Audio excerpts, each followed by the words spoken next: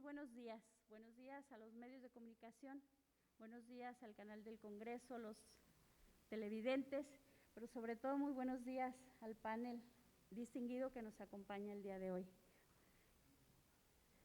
A lo largo de casi 3 años de trabajo, hemos encontrado retos, entre ellos el comprender el principal objetivo de lo que representa impartir justicia a través de un procedimiento llamado juicio político, pero sobre todo el generoso espíritu de una ley que nos debe de representar sin cortapisas la justicia. Es así cuando lo solicita aquel o aquella ciudadana, sin duda buscando presentar una realidad que no necesariamente es lo que guarda una sociedad actualizada, moderna y de un alto valor humano. Así entonces, nos es imperante la presentación de la enorme reflexión de lo que significa la relación entre gobierno y gobernados, ciudadanos y servidores públicos, esa enorme simbiosis entre el hombre y su dignidad humana. ¿Qué más digno que un ser humano viviendo en plenitud y con la máxima de la calidad humana que ya no tiene fronteras ni distinciones? Si bien es cierto, el gobierno es la forma de otorgar la máxima de las confianzas, también es cierto que la naturaleza del servicio público es nada más ni nada menos que esa confianza hecha realidad. Por ello hemos de buscar el vínculo de la comunicación y la verbalización de nuestros más infinitos anhelos, la verdad y la justicia. El juicio político en nuestro país y en nuestro Estado representa una herramienta ideal para lograr que la armonía sea producto de la justicia y ella a su vez represente la paz en la que todos merecemos vivir. Por eso, para mí, para nosotros, como resultado del trabajo y la propia reflexión en el ejercicio de la Comisión de Responsabilidades de esta 62 legislatura, entramos en esta conversación con tan destacados invitados para iniciar un importante y profundo análisis de la actual legislación de responsabilidades políticas y administrativas de nuestro Estado y sus municipios, donde sin duda buscaremos la modernización del procedimiento de juicio político en nuestro Estado. El día de hoy, si gustan, nos ponemos de pie.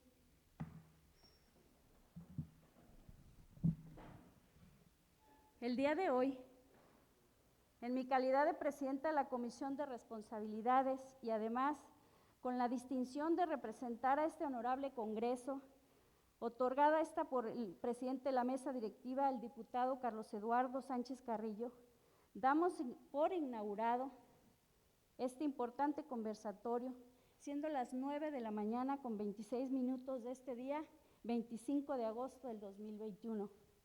Les comparto que me encuentro sumamente complacida, pero sobre todo honrada, de que nos acompañen en este importante conversatorio las personalidades a las que doy la más cordial bienvenida es a esta su casa, la casa de todos, desde este museo de sitio del Congreso del Estado de Jalisco, a nuestros invitados, el señor magistrado presidente del Supremo Tribunal de Justicia del Estado, Daniel Espinosa Licón.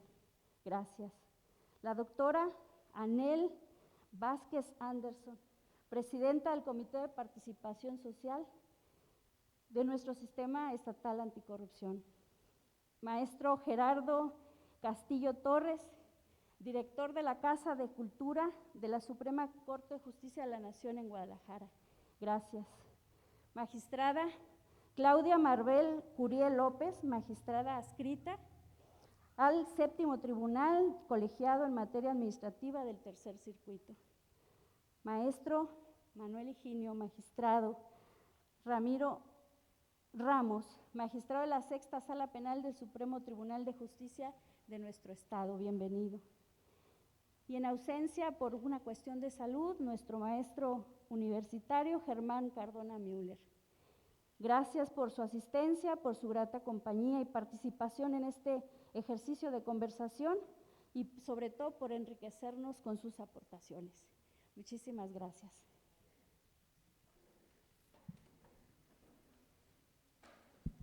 Y en este momento damos el uso de la voz al señor magistrado, presidente del Supremo Tribunal de Justicia, Daniel Espinosa Licón. Gracias.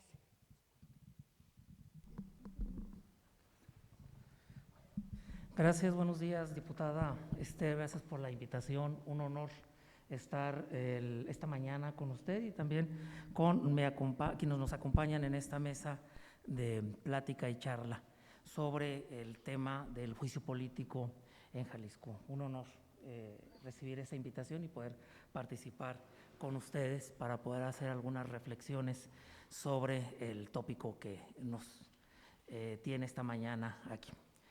Decir que el tema del juicio político derivado de algún hecho ilícito por un servidor público, pues siempre es un tema polémico.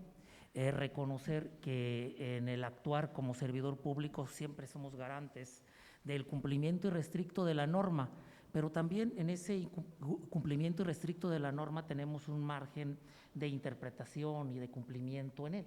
Y muchas de las ocasiones el tema del margen de interpretación que tenemos de la norma es cuestionado como causa que origine un hecho ilícito y que el hecho ilícito pues, bueno, puede tener responsabilidades desde la penal, civil, administrativa y el exprofeso del juicio político con su sanción respectiva. Y en ese sentido, el tema de cumplimiento de las formalidades esenciales del procedimiento que alguna ocasión la Suprema Corte de Justicia de la Nación, en un criterio que al día de hoy sigue vigente bajo el rubro formalidades esenciales del procedimiento, son las que garantizan una adecuada y oportuna defensa del acto privativo, que desde el primer precedente fue en el 90 hasta el 95 que se genera la jurisprudencia, donde nos dicen específicamente que las formalidades esenciales del procedimiento que se deben de cumplir son 4 pasos específicos, que es la notificación del inicio del procedimiento, la oportunidad de ofrecer y desahogar pruebas, la oportunidad de alegar y el dictado de la resolución que derima cuestiones debatidas. Esta resolución fue precisamente antes de la reforma del 2011 al artículo 1 constitucional, pero que evolucionando ya con la reforma constitucional del iusnaturalismo al artículo 1 constitucional, asume el concepto del derecho al debido proceso y su contenido. Y en esa jurisprudencia de la primera sala, bajo registro 2005-716 y rubro derecho al debido proceso, su contenido, pues no hizo más que reiterar efectivamente que esas formalidades esenciales del procedimiento que el Pleno 10 años atrás había determinado como formalidades esenciales del procedimiento y su contenido, pues era a lo que hoy debíamos de llamar debido proceso en su núcleo duro, y que tendríamos que tener un análisis de otro elenco de garantías mínimas del proceso.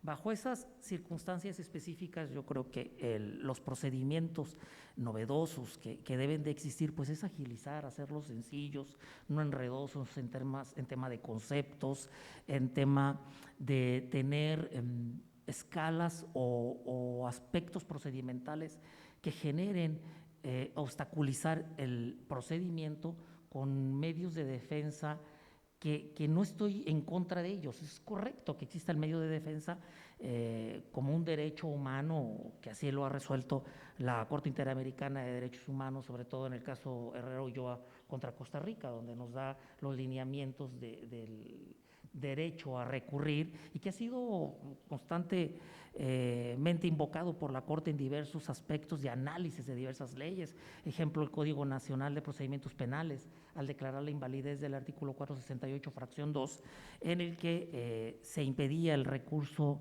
de apelación en contra sentencias definitivas cuando se tratara del tema de valoración probatoria. Y en esta línea argumentativa de la Corte Interamericana, pues nos habían establecido que el derecho a recurrir de manera ágil y sencilla y que se tuviera la posibilidad de revisión de todo el acto del cual se recurría, pues tenía que ser completo, y que si limitaba, pues no se tenía la plena ejecución de ese derecho humano a un recurso ágil y sencillo. Y bueno, pues lleva a la Suprema Corte de Justicia de la Nación a asumir esa línea argumentativa para decretar la inconstitucionalidad del 468, fracción 2, y decir, bueno, pues el recurso de apelación tiene que ser pleno y darle la oportunidad a las partes de inconformarse y que haya una revisión total del acto del cual se están doliendo. No obstante, que reconozco esto en la medida en la que pongamos algunos dictámenes previos a una resolución final, pues cada que emito un dictamen tengo la oportunidad de recurrir por alguna formalidad que voy a encontrar en el procedimiento, y esto es lo que me genera que lamentablemente los juicios políticos que tengamos son larguísimos, porque yo emito un acuerdo y me amparo, emito una resolución y me amparo, emito un dictamen y me amparo, me voy al tema de pruebas y me amparo. En la medida en la que busquemos la manera de tener un procedimiento ágil, sencillo, sí cumpliendo con las formalidades esenciales del procedimiento, sí respetando ese debido proceso, es decir, esa igualdad de armas bajo esos lineamientos que la Corte nos dio respecto del debido proceso, creo que daría lugar a que, pues en la medida en que un servidor público no dé cumplimiento a esa cabal, a esa obligación garante de ser respetuoso del cumplimiento irrestricto de la norma, y que si bien tenemos un margen interpretativo, pues hay límites en esos límites de interpretación, y que bueno, cuando rompemos esa línea tal vez delgada de la interpretación en la norma, pues bueno, nos trae responsabilidad, pero esa responsabilidad también bajo dos conceptos específicos que la Corte también ha establecido en el tema de responsabilidad de servidores públicos, pero exprofeso de jueces y magistrados, que es el error inexcusable y la notoria ineptitud, que son los aspectos que sí dan lugar a una responsabilidad. Pero al menos a título personal, en las declaratorias de procedencia que me ha tocado leer y que he tenido en mis manos, pues hay temas tan básicos, por ejemplo, del juicio político, que confundimos y que no le damos una adecuación correcta al artículo 6, cuando decimos es procedente el juicio político cuando los actos u omisiones de los servidores públicos, y me quedo en estas dos conceptualizaciones, actos u omisiones, entendiendo el acto cuando deriva de una conducta dolosa que con voluntad y conciencia se realiza, y las modalidades de dolo directo o dolo eventual en la que nos podemos encontrar. Dolo directo cuando la gente quiere que se produzca total o parcialmente el resultado, y eventual cuando actúa o deja de hacerlo pese a la posibilidad del resultado del orden antijurídico. Y el tema de la culpa, que pues también tiene sus dos modalidades, en la culpa consciente o con representación o llamada negligencia, que es el incumplimiento al deber de cuidado, es decir, como lo sostiene el italiano Roxini, la creación o puesta en peligro de un bien jurídicamente desaprobado, es decir, crear una situación de riesgo o aumentar una situación de riesgo que me genera precisamente la negligencia. Y dentro de este rubro de la negligencia, pues es donde nos vamos a encontrar en la mayoría de casos de responsabilidades. En caso exprofeso, un juez resuelve o un magistrado resuelve en determinado sentido, yo no estoy de acuerdo que no resolvió y me voy a ir a juicio político por lo que él resolvió. Y decir, muchas de las ocasiones que he visto se decantan porque es una conducta dolosa. Es decir, si me van a sostener dentro del procedimiento que hubo un dolo, me tienen que justificar que con voluntad y conciencia efectivamente resolvió contrario a la norma, pero que estaba consciente, que estaba resolviendo contrario a la norma. ¿Sí? Es decir, lo que dentro de las reglas de argumentación conocemos como el sofisma, ¿no? Que es una interpretación dolosa, incorrecta de la norma, y no dentro de la falacia, que es la interpretación culposa de la norma. Y bueno, bajo esos aspectos dogmáticos, decir que muchos de los errores que yo he advertido precisamente es por la falta de la ubicación correcta de la conducta. Cuando me dicen que el juez, el magistrado o cualquier servidor público actuó contrario a la norma de manera dolosa, pues me tienen que justificar forzosamente cuál es la interpretación correcta de esa norma y si no tiene unas posibles interpretaciones bajo la interpretación teleológica, sistemática, histórica y todas estas formas de interpretación válidas que reconoce la Corte para poder determinar que actuó dolosamente o que en determinados asuntos que anteriormente conoció, pues venía resolviendo en un determinado sentido. Y de repente cambió sin sustentar un argumento, como lo dice la Corte, una nueva reflexión, es decir, cambio de parecer por una circunstancia específica aquí. Pero yo no puedo decir, es que 10 veces has resuelto de una manera, hoy cambias. Bueno, si no hice ningún argumento, pudiera estar dentro de un aspecto de responsabilidad, sí, si no dije el caso específico, exprofeso de por qué. Ahora, si sostuve el por qué cambié de forma de resolver, pues yo no podría estar en un actuar doloso, sino dentro del margen de interpretación, pues que evidentemente no me genera ningún tipo de responsabilidad. Lo cierto es de que entrar en esos terrenos dogmáticos del acto o de la omisión como aspectos que generan responsabilidad en el juicio político que regula el artículo 6, creo que requieren a lo mejor un análisis más profundo, una regulación más detallada a lo que ha generado pues infinidad de ocasiones que no se llegue a un buen puerto de existir responsabilidad, pues que llegue a la sanción y que, pues bueno, exista bajo esa temática la idea de que el juicio político es ineficiente, es decir, porque no llega a sancionar al servidor público, no obstante que muchas de las ocasiones se advierte evidentemente la responsabilidad, aunque he de decir que en este terreno yo debo ser muy cuidadoso porque muchas de las ocasiones es un tema de la percepción de las partes de cómo se debe resolver un juicio o quien fue afectado por un actual irregular del servidor público y que su percepción personalísima muchas veces, si bien pudiera tener razón, la razón dentro del procedimiento, pues no se logra justificar esa razón jurídica, porque una cosa es la verdad legal, lo que realmente sucedió, y otra es la verdad procesal y lo que está dentro del procedimiento. Y en este paralelo de posiciones, pues bueno, encontramos infinidad de circunstancias que no empatan. Y lo digo esto porque muchas de las ocasiones, ahora como titular del Poder Judicial, de 15 personas que yo recibo, 10 se están quejando del actuar de un juzgador, de un magistrado.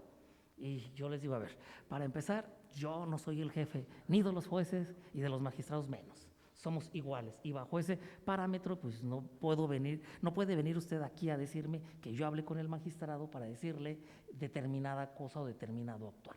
No, yo no voy a tomar partido de un juicio, yo tengo que buscar equilibrio en el juicio. Creo que parte precisamente del juicio político es ese equilibrio, ¿sí? Cuando estamos frente a una asimetría como ciudadano, frente al servidor público, es decir, una persona con poder o con autoridad de hacer o dejar de hacer de acuerdo a la norma, pero que en el incumplimiento a esto, dentro de esos aspectos dogmáticos del error inexcusable y la notoria ineptitud, pues bueno, creo que en el análisis profundo de esos conceptos dista mucho de mi concepto de cómo actuó el servidor público y que esto realmente genere una responsabilidad. A mi juicio, el procedimiento que tenemos al día de hoy debiera de ser simplificado en aras de eficientar, de ser eficiente y eficaz el procedimiento de juicio político que regula la ley de responsabilidades. Hablo de estos dos parámetros, la eficacia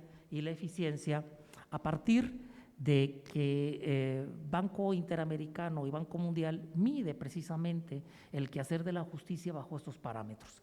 Cuando un poder judicial es eficaz, cuando es rápido, es decir, cuando en el menos posible realiza una actividad. Y cuando un poder judicial es eficiente, cuando el resultado es el correcto, es el esperado, cuando satisface las necesidades o de quien compareció ante él. Si sigo estas líneas de eficacia y eficiencia en todo el quehacer del servidor público y de las instituciones, entonces considero que sí se puede buscar eficientar hacer eficiente, pero también hacer eficaz el procedimiento. Y la eficacia desde esta idea teleológica y filosófica de que si la justicia no es pronta, pues no es justicia. Y que si damos la oportunidad de cada que se dicta un acuerdo o un dictamen por parte de alguna comisión, lo que sucede es que cada oportunidad, entonces me defiendo. Y cada que me defiendo, entonces me tardé 6 meses, 8 meses, 1 año en que se resolviera ese mecanismo de defensa. Y luego terminaron los 3 años, cambiaron las condiciones y se quedó en el olvido el procedimiento. Y entonces creo que al igual que en los procedimientos jurisdiccionales que tenemos frente al Poder Judicial, debemos de buscar los mecanismos de ser más eficaz y más eficientes los procedimientos precisamente para dar el resultado, es decir, que se cumpla con esa tutela jurisdiccional efectiva, no porque tenga que sancionar al servidor público en todos los casos. Si no hay responsabilidad, pues tendrá que salir esa sentencia absolutoria, pero si también se justificó la responsabilidad, pues esa sentencia de condena donde se le establezca la sanción respectiva que contemple, y con esto cumplir pues esa tutela jurisdiccional efectiva, ese derecho de que se tenga justicia por quien comparece a reclamar ella. De por sí, el ir a llevar un trámite, realizar una actividad y que el servidor público actúe bajo esos temas de error inexcusable o notoria ineptitud, y todavía tengo mi pleito, tengo mi juicio primario, y luego después tenerme que pelear con el servidor público ante el juicio político, y que no tenga esas reglas aparentemente de eficacia o eficiencia. Creo que tenemos mucho que hacer en buscar eficientar los procedimientos, pero también hacerlos eficaces, eficientes porque el resultado sea el correcto y se logre esa tutela jurisdiccional efectiva esperada, pero también eficaz porque sea en el menor tiempo posible cuando se resuelva ello. Muchas gracias.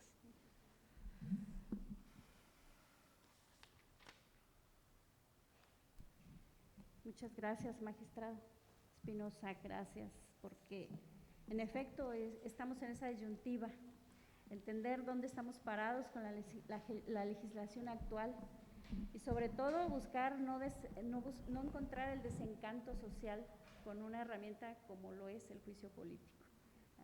Sí creo que es fundamental los dos puntos, eficientarlos y ser eficaces en este sentido.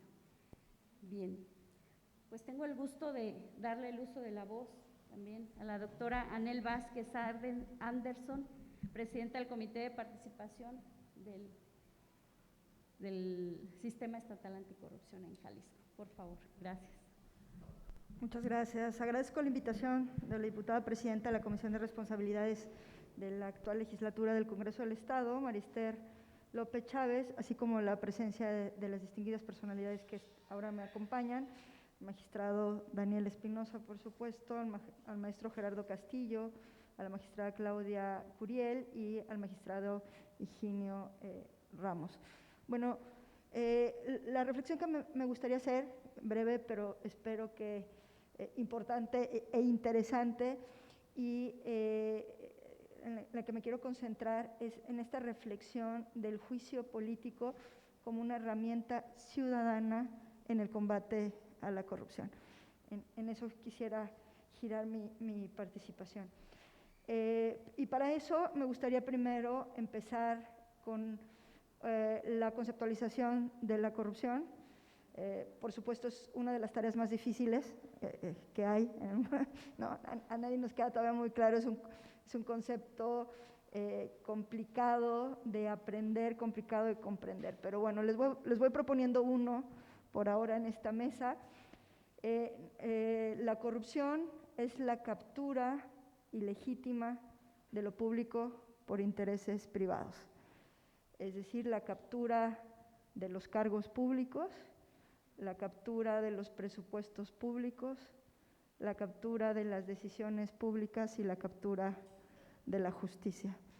Si es así como entendemos la corrupción, entonces la forma de combatirla cambia radicalmente a la que estamos acostumbrados, ¿no? Las personas, los poderes sobre todo las personas, los medios de comunicación, se cree que la corrupción, el combate a la corrupción, digamos, está para las personas, para los medios y demás, está incluso algunos poderes públicos, está en dos extremos de un continuum. Uno, o la versión punitivista de que entre más corruptos estén en la cárcel, entonces mejor estamos combatiendo la corrupción, o en otras palabras, estamos entre más corruptos hay en la cárcel, entonces menos corrupción habrá. Y la otra que está del otro lado es basta con la voluntad política. Es decir, si nosotros no somos corruptos, si los que estamos en los cargos públicos no somos corruptos, entonces también con eso basta para acabar con la corrupción. Es el voluntarismo y el punitivismo, ¿no? Por supuesto, esta concepción, este concepto que les acabo de dar de corrupción no está en ninguno de estos dos extremos. Primero, es importante señalar que si se trata de una captura de lo público, entonces de lo que se trata es de emancipar lo público, ¿no? de regresar lo público a quien le corresponde, que es a nosotros, a todos, que es lo público, pues lo que nos pertenece, ¿no? Lo que es accesible para todos, lo que está a la vista de todos y todas, lo que nos pertenece a todas y a todos. Y si estamos en esa perspectiva, entonces les digo que vamos a entender entonces que aunque tengamos la cárcel llena de corruptos, la corrupción seguirá existiendo, porque bien lo dijo Gabriel Said en los años 80, la corrupción es el sistema. Y si el sistema, entonces la solución no puede venir del sistema, tendría que venir, y ahí es donde quiero abocarme ahora, desde afuera, y desde afuera estoy hablando de la ciudadanía. Cualquier estrategia anticorrupción que no incluya a la ciudadanía, básicamente no va a funcionar. ¿Qué sí va a funcionar entonces? No va a funcionar lo que les decía, la visión punitivista, tampoco la visión voluntarista. La voluntarista, además, históricamente tenemos muchos ejemplos de cómo no ha funcionado. Me gusta normalmente dar porque es como el más fácil de entender. Ahí tenemos el caso de la Revolución Francesa, ¿no? Donde se dio un exceso de guillotina porque precisamente se buscaban los ciudadanos virtuosos, ¿no? Y se dieron cuenta de pronto que esos no existen, ¿no? Entonces, pues como no existían, pues había que cortarles la cabeza, ¿no? Y se dio un exceso de guillotina porque no existen. En cambio, por ejemplo, la Revolución Americana y los gringos, todos estos pensadores, Hamilton, Jefferson, May, en el Federalista, lo que decían, y ese es, digamos, el centro de la visión republicana de la democracia, es que pues no nos van a gobernar los ángeles, no. Nos gobiernan seres humanos que tienen, pues ya lo decía Ernesto Sábato en su libro Antes del Fin, cuando interpretaba este pasaje del Eclesiastés de no hay nada nuevo bajo el sol, decía Sábato que se refiere al corazón del ser humano, dispuesto y motivado a grandes heroísmos, pero también a las peores bajezas. Es decir, el ser humano está propenso a la corrupción, ¿no? El poder corrompe, lo decía Lord Acton, ¿no? Y por lo tanto el poder absoluto corrompe absolutamente. En fin, ejemplos hay que nos muestran que no podemos centrarnos en el combate a la corrupción en la idea de que yo no soy corrupto, y si yo no soy corrupto, si yo traigo voluntad de acabar con la corrupción, con eso basta. Por supuesto, también me queda claro que si no hay voluntad política, tampoco nada se mueve, ¿no? Sí es importante, pero no creo que baste con eso. ¿Qué sí se requiere? Bueno, lo que sí se requiere, y eso ayuda, uno, más o menos ya lo fui dibujando, leyes fuertes y adecuadas, como la del Sistema Estatal Anticorrupción, por ejemplo.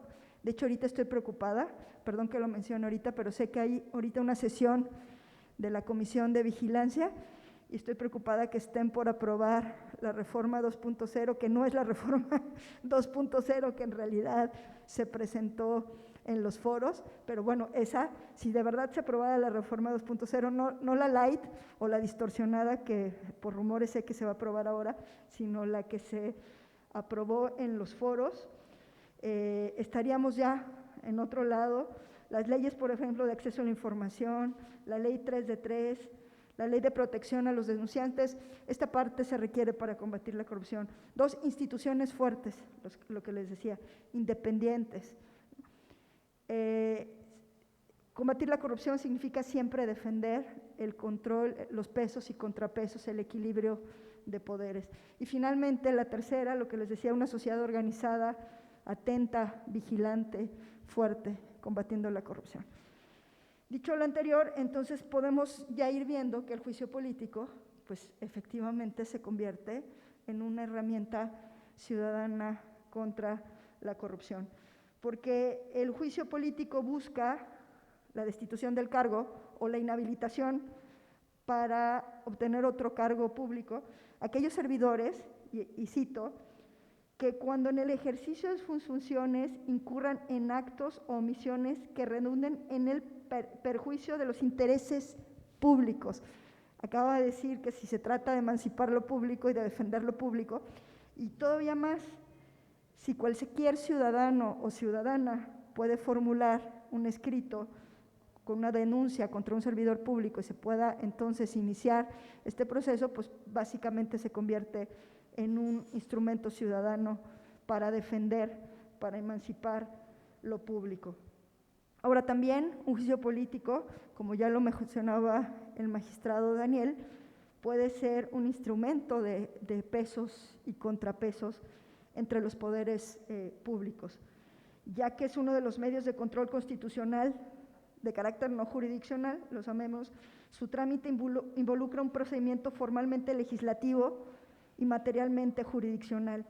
Es decir, se trata de un juicio, pero no de naturaleza jurisdiccional, sino política, en la cual la Cámara de Diputados, en el caso federal, la Cámara de Diputados acusa como si fuera un fiscal y la Cámara de Senadores sería como un juez, ¿no? Digo, es así como yo lo entiendo, no soy abogada, ¿no? Y desde acá es así como se ve. Por su objeto es también conocido como un medio de control político, con base en el órgano controlador ante el que se desahoga. Una de las características esenciales del juicio político es que debe haber una verdadera división de poderes para que el poder legislativo pueda llamar a cuenta a otros poderes, podría ser incluso el poder ejecutivo. Es decir, como les digo, entonces se cumple con esta versión intermedia, este instrumento de combate a la corrupción intermedio entre el punitivista y el voluntarista, en donde permite al ciudadano participar activamente en el combate a la corrupción y al mismo tiempo fortalece a las instituciones y permite la división y el control del poder. Entonces, con esto digo, por supuesto que entonces estaría de acuerdo completamente con el juicio político, por supuesto, cuidando las formas, ¿no? Cuidando el procedimiento, guardándolo. Algunos dicen que no tendría caso que existiera porque en realidad nunca se ha usado, ¿no? Y entonces, ¿para qué existe algo en la Constitución que no se ha usado? Me parece que no es la razón, ¿no? Si existe, al menos la amenaza, ¿no? Los abogados lo deberían decir, la amenaza del uso de la fuerza, ¿no? Aunque no se aplique, ya cambia por completo la acción o la inacción de las personas. Entonces, bueno, por mi parte es todo. Agradezco muchísimo la invitación.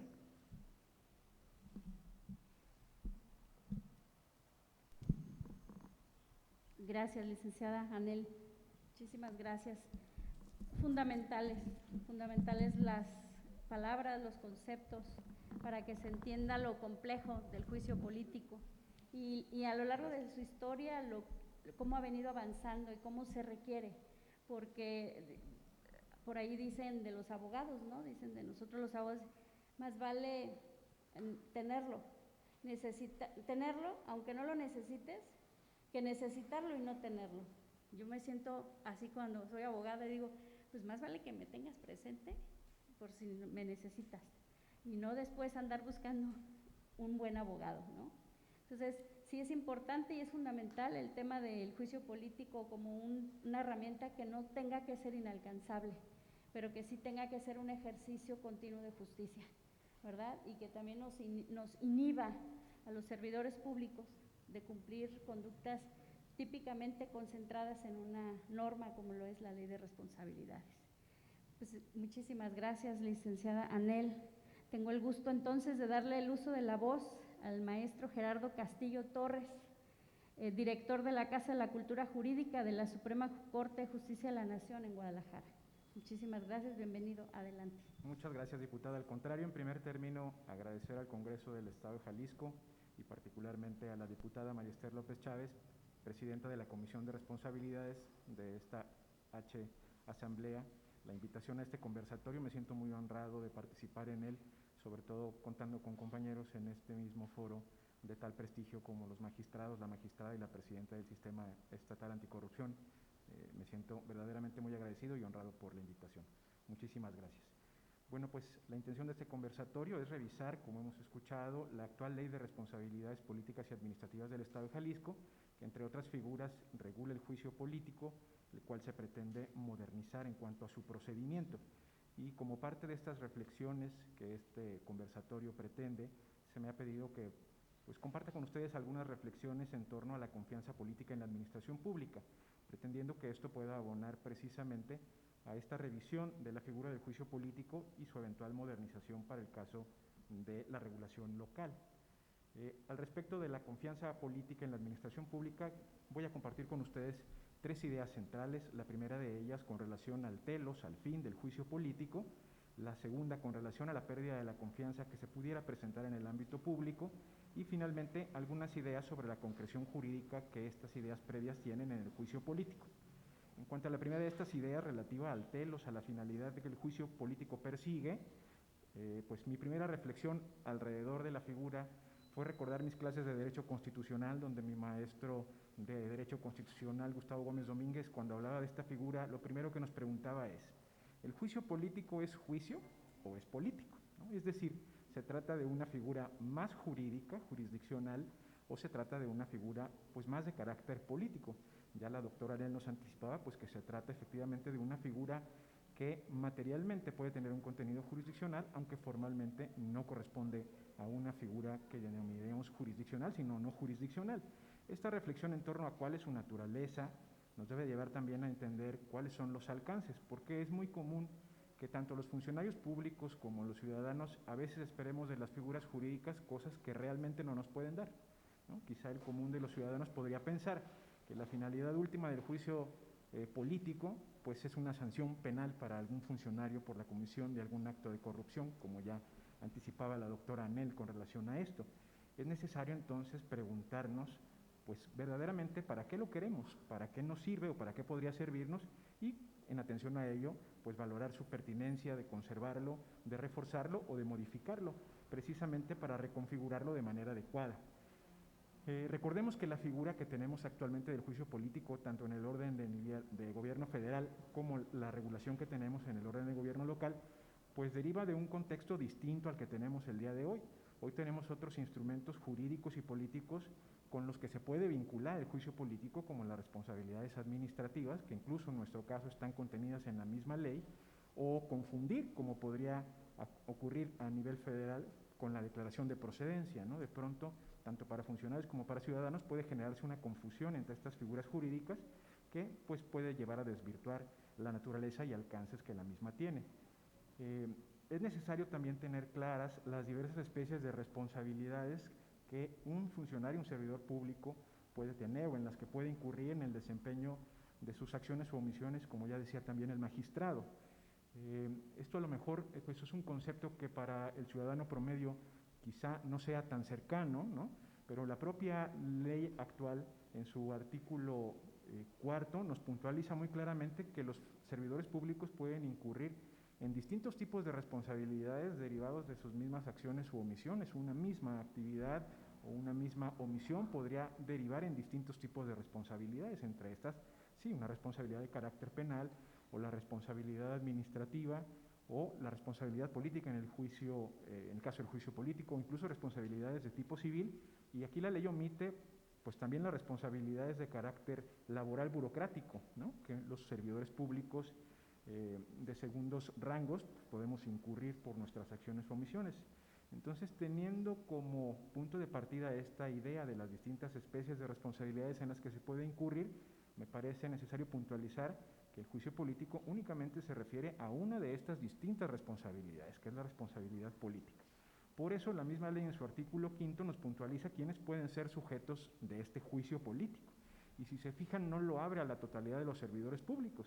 Esencialmente se refiere a los titulares de los órganos jurisdiccionales del Poder Legislativo local, del Poder Judicial local, perdón, a los diputados que integran el Poder Legislativo, también a algunos de los funcionarios, las cabezas de las dependencias de la administración centralizada y de las entidades descentralizadas del Poder Ejecutivo estatal, así como los organismos constitucionales autónomos locales, y en el caso de los municipios, pues a quienes participan del pleno de los ayuntamientos, más los tesoreros o encargados de la hacienda municipal.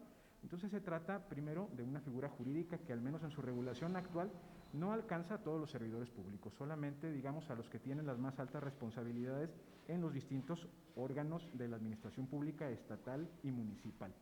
¿Cuáles son las causas de procedencia? El magistrado y la doctora, ya que me anticiparon en el uso de la voz, ya planteaban algunas reflexiones respecto de estos, pero pues esencialmente, como nos señalan el artículo 6 y 7 de nuestra ley actual, se refieren a graves violaciones en materia de derechos humanos, a un daño patrimonial para el Estado, para el municipio, a violaciones o atentados contra el sistema de gobierno y, dicho de manera genérica, rápido y mal, por la complejidad que el tema tiene, actos de corrupción, ¿no? Ya la doctora Nel puntualizaba al respecto de lo complejo que este tema resulta por definir. Las sanciones, como ya se mencionaba también, están previstas en el artículo 30 y esencialmente son dos: la destitución o la inhabilitación para poder ocupar otros cargos públicos por un plazo de 1 año a 20 años. Es decir, nuestra legislación actual está pensando que se pueda sancionar a funcionarios que están en el ejercicio público todavía con la destitución, o algunos que quizá tuvieron algún cargo y en el ejercicio de este cargo cometieron estas acciones o omisiones que la propia ley penaliza, y la posibilidad en su caso también de inhabilitarlos, aunque en ese momento ya no se encuentren desempeñando los cargos públicos. El telos, la finalidad entonces, pues es, como se deriva de esto, remover e impedir que el ejercicio de cargos públicos caiga en manos de aquellos a quienes se considera como no aptos ya para ello, pues se les ha perdido la confianza. Sin duda es un procedimiento político, en el buen sentido del término. Quizá en el uso coloquial del lenguaje, el término político ha caído en tal desprestigio, ¿no?, que tiene una connotación negativa, y entonces al decir que el juicio político es más político que juicio, pues parecería una característica negativa, pero recordemos que esto no es así. Lo político no necesariamente se contrapone a lo ciudadano, ¿no? La raíz etimológica de ambas palabras llama lo mismo: la polis, la civitas, la comunidad política, la ciudad, el Estado, dijéramos en un sentido amplísimo de los términos. Entonces, el que el juicio político sea un procedimiento político, insisto, en el buen sentido del término, no es algo negativo, sino algo positivo. Para cuestiones jurisdiccionales, pues tendremos otro tipo de figuras jurídicas que atañen a otro tipo de responsabilidades, por las cuales los mismos actos u omisiones pueden ser sancionados también, y que, como la propia ley prevé, pues pueden correr esos procesos de manera paralela, porque se tratan de distintas responsabilidades, aun cuando pueden derivar de los mismos hechos, de los mismos actos u omisiones de los servidores públicos. Y por esta razón, de tratarse entonces de una figura de carácter político, es que está entregado al Poder Legislativo, porque si bien todos los poderes y los organismos constitucionales autónomos son expresiones del poder público que dimana de la soberanía popular, pues es el Congreso quien, por su conformación y su funcionamiento, da efectividad constante al derecho de los ciudadanos a participar a través de sus representantes en las decisiones públicas. De esta manera, entonces, pues no se trata de un obsequio para el Poder Legislativo, sino de una responsabilidad, precisamente a través de esta figura, de dar efectividad al derecho de participación política de los ciudadanos de manera permanente. En el segundo punto de mis reflexiones, relativo a la pérdida de la confianza, en una primera aproximación parecería que hablar de la confianza pues es algo ajeno al ejercicio del derecho público, pero si hacemos una revisión nos podemos encontrar cómo incluso apelamos a esta figura de la confianza, por ejemplo, en el derecho laboral burocrático, cuando hablamos de los trabajadores de confianza, que son aquellos que tienen no necesariamente las responsabilidades más altas jerárquicamente hablando, sino tareas específicas que tienen que ver con el control, por ejemplo, patrimonial. O también hablamos de la confianza cuando nos referimos a los exámenes o evaluaciones de control de confianza que se han puesto tan de moda precisamente para aquellos servidores públicos que tienen encargos esenciales relativos a la función pública, del mantenimiento del orden público y la justicia. ¿Qué es entonces la confianza? Recordando aquí a mi maestro Efraín González Luna Morfín, él nos decía que la confianza tiene una raíz etimológica que proviene de cum fide, que quiere decir con fe. José Ramón Ayón, filósofo español contemporáneo, en su libro Luces en la Caverna, al intentar definir qué es la fe, dice que es la creencia en lo que alguien dice. Es un tipo de conocimiento donde no es evidente el objeto, sino la autoridad de quien lo afirma. Es decir, creemos por la persona que nos lo dice. Son dos elementos entonces que se dan por consiguiente en la fe: el asentimiento a un contenido y la confianza en la persona. En el caso entonces de la confianza en el ámbito público, pues hay un voto de confianza, como diríamos, o el beneficio de la duda en un sentido negativo, que se da a todos aquellos que participamos en el ejercicio público, ya sea que se trate de funcionarios que han sido electos a través del voto popular o de funcionarios, servidores públicos que hemos sido designados por otros mecanismos que nuestra propia legislación prevé para esta designación. En uno o en otro caso, lo que tenemos es la confianza directa o indirectamente, mediata o inmediatamente, del soberano popular, ¿no?, del pueblo, dicho de manera rápida. Entendemos entonces, por ejemplo, que en el derecho del trabajo, la pérdida de la confianza se da por actos u omisiones que los trabajadores pueden llevar a cabo y que lo que genera en el empleador es un estado subjetivo negativo que impide que el vínculo laboral continúe por los cauces normales. Entonces, pues aplicando, digamos, por analogía, esto mismo puede ocurrir en el ámbito público, ¿no? En el ámbito público también nosotros, servidores públicos, como empleados que somos, podemos llegar a realizar acciones o omisiones por las cuales nuestro empleador pues pierda en nosotros esta confianza, generemos en él un estado subjetivo negativo que impedirá naturalmente que continuemos con el cauce normal de la relación laboral por la cual fuimos contratados. El catedrático español Luis Morelo Caña señala, hablando del derecho público contemporáneo, que este plantea el acceso del ciudadano a los cargos y funciones públicas al hilo de tres cuestiones. La primera, el fundamento mismo de dicho acceso. Es decir, lo entendemos en el caso mexicano como un derecho constitucional que se reconoce a todos para poder ocupar los cargos populares.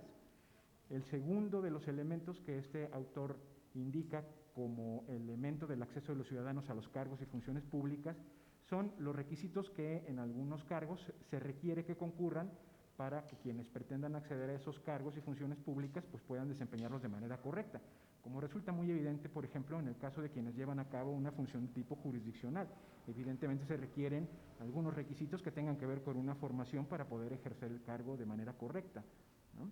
Esto nos lleva a afirmar que las tareas de gobierno de las organizaciones administrativas se han de desempeñar solamente por aquellos a quienes la colectividad de que se trate ha otorgado, ya sea de modo mediato o de modo inmediato, pues esta confianza de la que estamos hablando.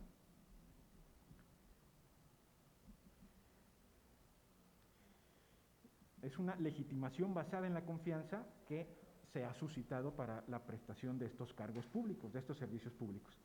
De ahí que cada una de estas situaciones pues descansa sobre la confianza otorgada, que es respaldada por la colectividad, ya sea de manera mediata a través del voto público o inmediata a través de la designación en el caso de los funcionarios públicos que se eligen por este medio. Ojo, me parece que es importante destacar aquí que esta confianza de la que se está hablando no es la confianza del superior jerárquico o la confianza del líder político, sino la confianza del máximo empleador público, pues que es el soberano popular, ¿no? Porque también se podría malinterpretar este ejercicio de la confianza. Finalmente, para cerrar mi intervención en este conversatorio, mi tercer punto de reflexión es ir en torno a la concreción jurídica de estas ideas previas tan genéricas sobre la confianza en el ámbito público que me parece que pueden aterrizar en la figura del juicio político, entre otras.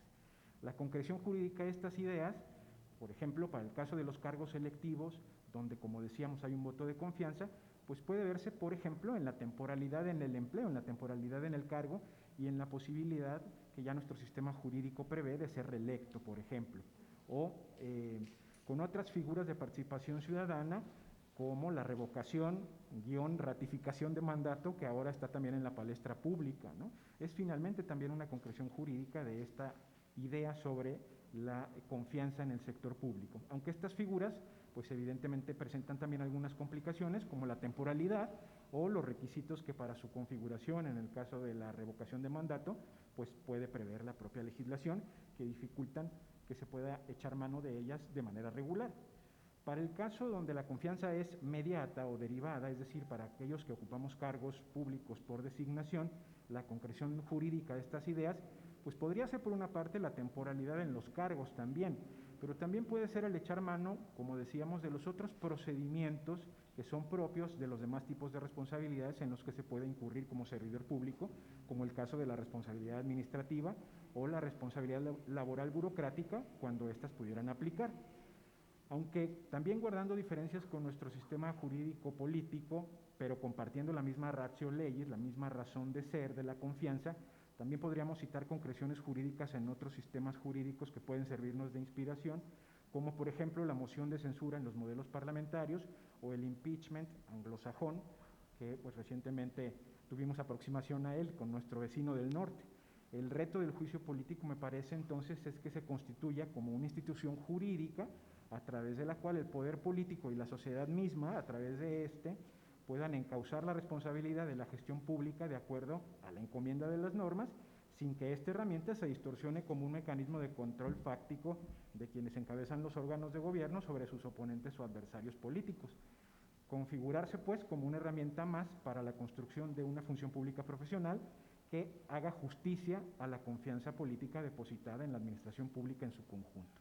Reiterarles mi agradecimiento por la invitación. Muchas gracias, diputada.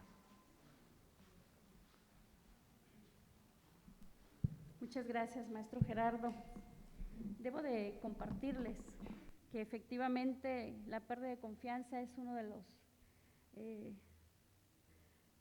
rubros más soslayados, ¿no? La confianza. Recuperarla ante la sociedad y la ciudadanía sería el reto de todos los días en el servicio público, porque desde la atención que hace una recepcionista o una encargada de una oficina para recepcionar a las personas y orientarlas, desde ahí, ¿no? Es el reto de la confianza, de la que sea acogidas y realmente servidas la gente, el ciudadano. Y sí, legitimar los procesos ha sido sumamente difícil y les comparto un poquito el desencanto social con los juicios políticos en la experiencia que hemos tenido dentro de la comisión, porque la expectativa de las personas es enorme, precisamente porque la instancia es enorme. Es el Congreso del Estado, son los representantes de los ciudadanos en 20 distritos en nuestro estado. Sumamente importante que podamos nosotros llevar a buen puerto las situaciones que nos plantean y que se ponen sobre la mesa, inclusive de manera mediática. Quiero compartirles que un juicio que llegó este año corriente, muy mediático, sobre un presidente municipal, nosotros lo recibimos, hacemos el análisis y lo enviamos nada más y nada menos que a 6 instancias distintas al Congreso del Estado. El Instituto de la Mujer, el Instituto de la Igualdad Sustantiva entre Hombres y Mujeres, el Sistema Anticorrupción, la Fiscalía Especializada, y le dimos cauce porque decíamos, pues vamos analizando el juicio político si nos da para eso, por la figura específica que se estaba doliendo el ciudadano. Entonces, súper fundamental dar la reserva y que la gente vaya conociendo por qué sí y por qué no el juicio político. Porque si son 90 expedientes y se resuelven el histórico de Vega Pámanes, el histórico de Ayón, y decía yo, bueno, pues ¿cuándo se va a resolver en en el Congreso? Actualmente en la 62 legislatura. Me tocó resolver una derivación de un asunto precisamente del presidente municipal anterior de Tonalá. ¿Y cuándo lo derivamos? Que se investigue por el tipo de faltas, sean administrativas e inclusive se presuman delitos. No nos podemos quedar cruzados de brazos. Si bien es cierto, no se da el juicio político, tiene que darse el abanico de la posibilidad para que la justicia llegue. Y entonces estamos llamados a eso, y por eso derivamos. Y a rescatar y resumir la confianza de la gente, sobre todo en esta casa de representación tan importante. Muchísimas gracias, maestro. Le doy el uso de la voz a la maestra magistrada Claudia Mabel Curiel López, magistrada adscrita al séptimo tribunal colegiado en materia administrativa del tercer circuito. Muchísimas gracias, adelante. Al contrario, es un placer para mí estar compartiendo esta mesa tan importante con altas personalidades y muy agradecida, diputada María Esther López Chávez, con su invitación, que para mí me llegó de sorpresa, para estar presente en un tema que es el juicio político en Jalisco, respecto del cual hay pocos criterios a nivel federal, pero muy importantes, y a nivel internacional.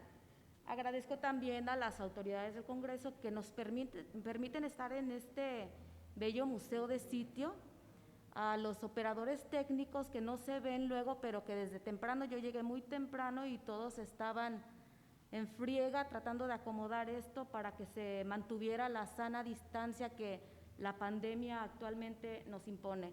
Y agradezco también estar entre personalidades importantes que me antecedieron y que van también después de mí, porque aquí más que enseñar, yo vengo a aprender mucho.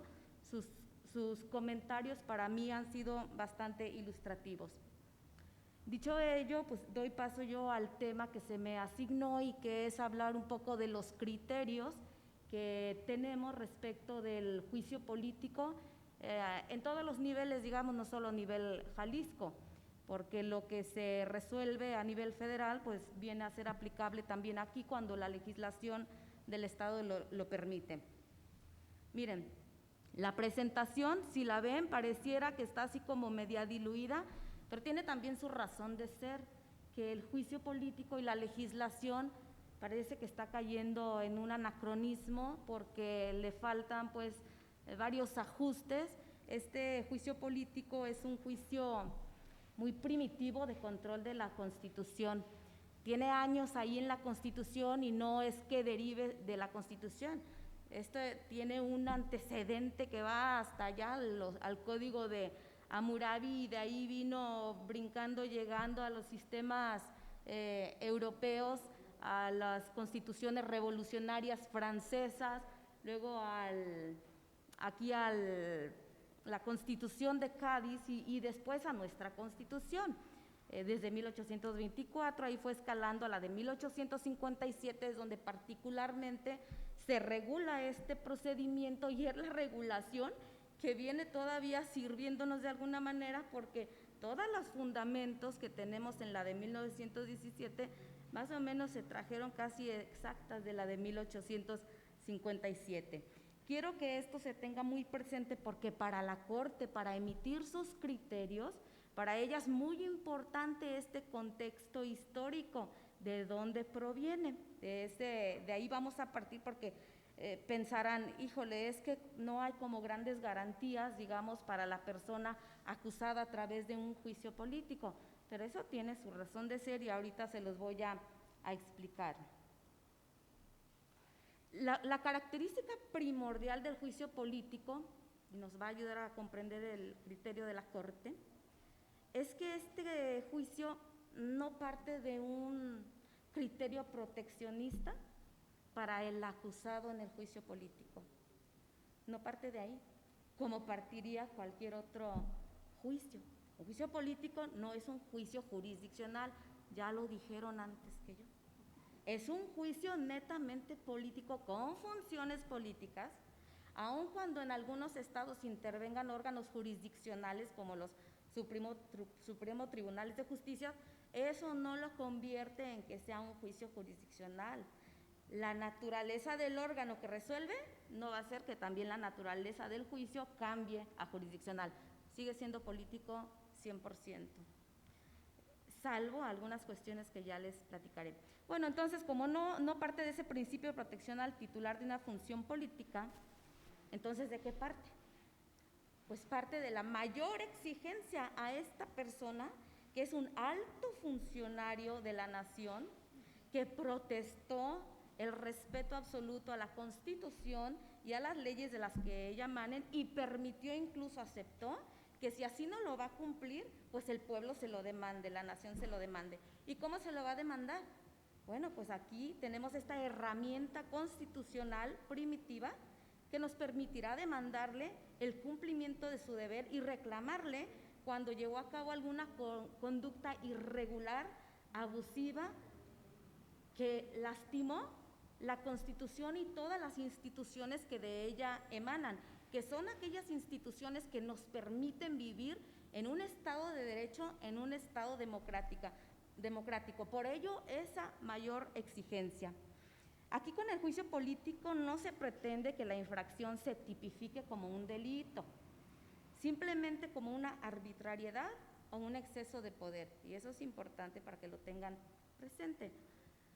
¿Por qué? Porque si se tratara de tipificarlo como un delito, bueno, pues los cánones de interpretación y de valoración de pruebas, pues son muchísimo más rigoristas que para el juicio político. Según la Corte, no es lo mismo emitir una resolución ya definitiva en un juicio político, donde no se va a exigir una fundamentación y motivación como se exige en un juicio jurisdiccional, donde no se va a exigir una gran cantidad de congruencia, donde no se va a exigir que se hayan respetado el debido proceso, el principio de legalidad, que si la competencia, que todas estas cuestiones que en un juicio jurisdiccional y que son las formalidades del mismo, sí se exigen. No, en el juicio político debe ser más laxo, porque si no, dice la Corte, pues se haría inoperante esta figura.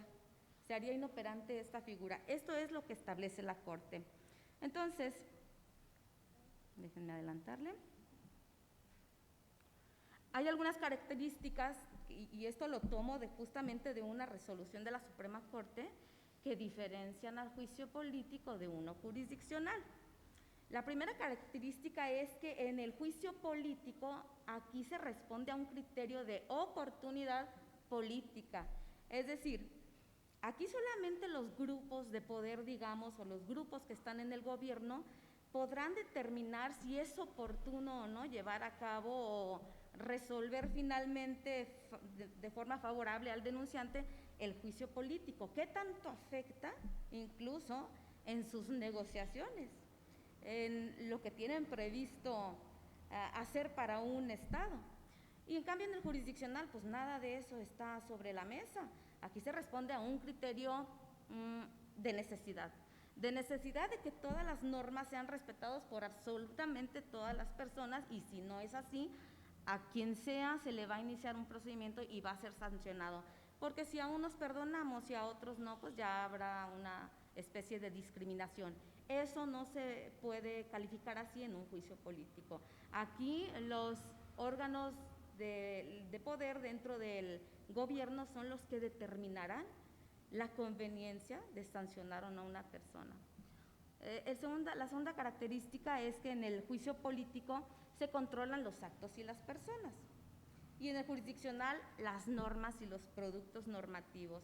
Siempre lo jurisdiccional está más apegado pues a lo que es la legislación, la norma. En el juicio político, esta es la tercera característica que los diferencia.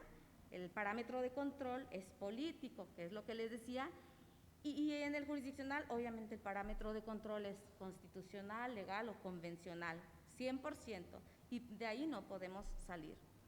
Y la cuarta característica que diferencia estos dos tipos de juicios, que los dos son juicios, curiosamente se llaman juicios, cuando que no son, no lleva el juicio político todas aquellas características necesarias para un verdadero juicio jurisdiccional. La cuarta característica diferenciadora es que en el juicio político el resultado es una sanción de carácter político, que ya lo dijeron, es la destitución o la inhabilitación. Ya no le tenemos confianza a esta persona y ha generado muchísimo daño a la nación y a la Constitución misma y a la sociedad, pues entonces fuera de aquí, lo vamos a destituir y lo vamos a inhabilitar.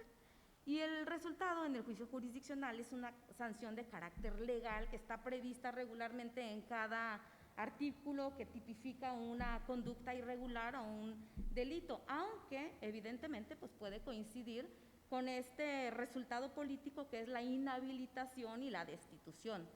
De ahí que está previsto que, por ejemplo, en el juicio político, pues no se pueda aplicar una sanción que ya se hubiera aplicado en diverso juicio. Como lo dijeron, por una conducta se pueden llevar a cabo diversos tipos de juicios autónomos. Además es importante que se lleven de manera paralela y no se sobrepongan unas sobre otras. Pero resulta que en estos juicios autónomos, penal, administrativo, pues también están previstas este tipo de sanciones. Entonces, si allá ya se impusieron en el grado que se estimaba imponer en el juicio político, pues ya no es posible volver a sancionarlo. Ahí ya no, porque pues ya se cumplió ese objetivo.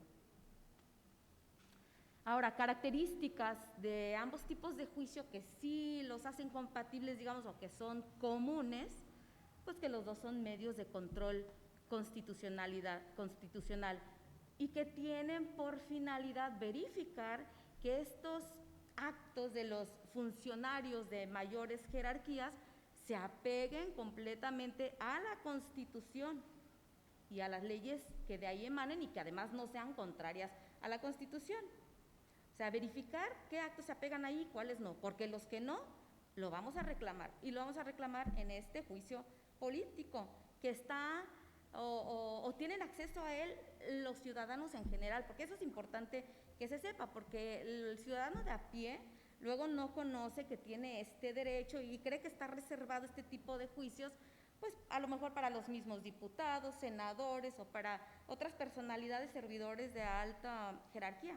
No, cualquier ciudadano de a pie, si considera que el funcionario incurrió en una de las diversas causas que está prevista en la Ley de Responsabilidades Políticas y Administrativas para el Estado de Jalisco, puede perfectamente ir a denunciar. Se requiere una denuncia de una persona específica, porque ahora sí que las anónimas no valen. Y ambos tipos de juicios, ya lo dije, están supeditados a las pautas que señale la misma Constitución, las leyes reglamentarias, pero con interpretaciones y valoraciones diferentes, más laxo en el político y más rígido en los juicios jurisdiccionales. Para la Corte, el que así sea, refuerza el principio de división de poderes y el Estado de Derecho, no meterse tanto jurisdiccionalmente en lo que se resuelve en un juicio político. Aquí sí se tiene que hacer una diferenciación en el sentido de que serán los grupos de poder quienes tienen esa mayor sensibilidad para detectar cuando ya un servidor público que fue electo, digamos, por el pueblo, ya no es apto para continuar en esta función porque está haciendo daño a la Constitución, a la gobernabilidad y a la sociedad en general. Y con ello se logra el respeto mutuo entre lo que resolvemos a nivel jurisdiccional y lo que se resuelve a nivel legislativo. Aquí viene lo más interesante de mi participación, la inatacabilidad de lo que se resuelve en el juicio político. ¿Qué alcance se debe de dar a esta característica de inatacabilidad que está prevista en la Constitución Federal y en la Constitución del Estado? ¿Qué quiere decir esto? ¿Que no procede ningún medio ordinario, pero sí procede el juicio de amparo? ¿O que ni el juicio de amparo, que ustedes saben es nuestro máximo medio de defensa que tenemos en nuestro país, que ha sido replicado por otros países también, porque nos defiende de arbitrariedades de las autoridades? O sea, ¿ni ese procede? Bueno, aquí ya lo estableció la Suprema Corte. Depende. La ley de amparo prevé una causa de improcedencia justamente respecto de resoluciones y declaraciones del Congreso Federal o de las cámaras que lo constituyen, de las legislaturas de los estados o de sus respectivas comisiones emitidas en el juicio político en los casos en que las constituciones correspondientes les confieran la facultad de resolver soberana o discrecionalmente.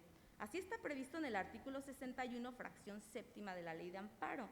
Pero, ¿qué alcance tiene esto? ¿Significa que contra nada de lo que se resuelva en ese juicio político procederá al amparo? ¿O simplemente contra lo que al final se va a resolver? Bueno, ya también esto lo resolvió la Corte, lo disipó esta duda en la jurisprudencia, ahorita les voy, 40 de 2013 del Pleno de la Suprema Corte, en el sentido de que no va a proceder, pero solo cuando se trata de la última determinación, la resolución final y la acusación, las que vienen en las conclusiones, así es, donde ya hay un pronunciamiento sobre la existencia del hecho irregular que se le atribuye al incoado y donde además hay otro pronunciamiento sobre su responsabilidad o probable responsabilidad. O sea, en esas acusaciones y en lo que finalmente determine la Asamblea de que sí va a ser sancionado o va a ser absuelto, contra esas es contra las que definitivamente no procede el juicio de amparo. No procede el juicio de amparo, no procede nada.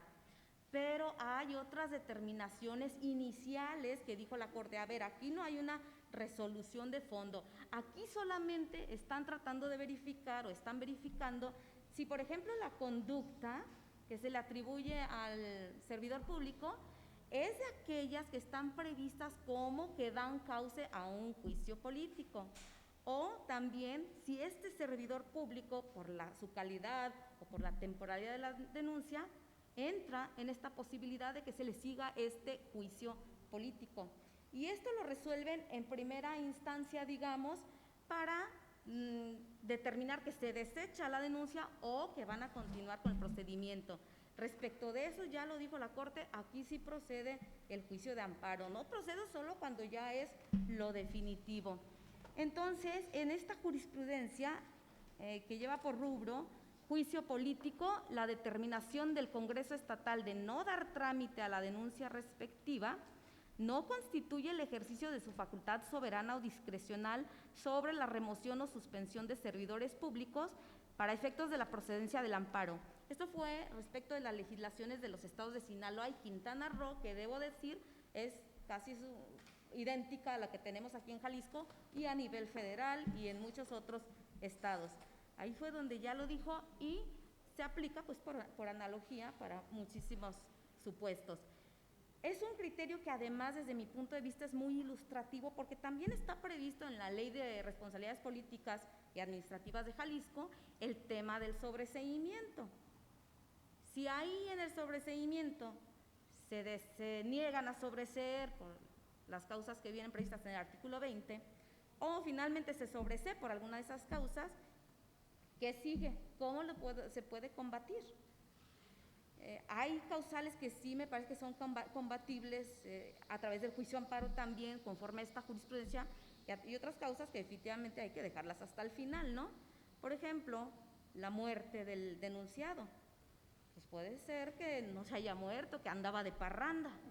Entonces, sí, y suena chusco, pero en estas alturas en que estamos viviendo, muchas cosas se han visto y se verán, ¿no? Así es. O también cuando ya se estima que es innecesario o imposible materialmente aplicar la pena, cuando ya se hace innecesaria, porque a lo mejor en un juicio penal ya se impuso la destitución y además la máxima inhabilitación que está prevista. ¿Qué pasa en esos supuestos? Pues yo pienso que con esta jurisprudencia perfectamente se podría atacar a través del juicio de amparo. O también el tema de la recusación con causa, que tienen derecho a interponerla tanto el denunciado como incluso el denunciante, pese a que esta recusación se puede ver hasta antes de la audiencia de conclusiones y ahí ya en esa parte se supone que el denunciante ya no es parte formal en el juicio. Sin embargo, hay un artículo que le permite que hasta entonces todavía pueda interponer esta recusación con causa. ¿Qué sucede cuando se resuelve? Que sí es legal, que si no es legal. ¿Cómo la combatimos esto? ¿Cómo se combate? Si al final de cuentas, en la sentencia definitiva o en la resolución definitiva, aquí no es una sentencia, es una decisión definitiva, una declaración, una resolución, ya nadie va a poder combatir nada. ¿Qué sucede con algunas irregularidades o decisiones que se tomaron con las que no hay conformidad? ¿Cuándo se pueden combatir? Yo sé que el magistrado presidente del Supremo Tribunal, él va en contra de que se estén combatiendo y combatiendo cada acto, porque si es verdad, ¿dónde queda la eficacia? Si vamos a estar entorpeciendo el juicio de esa manera, una tras otra, ¿Cuándo terminamos? Pues nunca. Ya para cuando terminemos, bueno, justicia tardía no es justicia. Pero creo que sí debe de haber un intermedio o al final, tal vez en la audiencia, donde ahí se pueda combatir todo eso.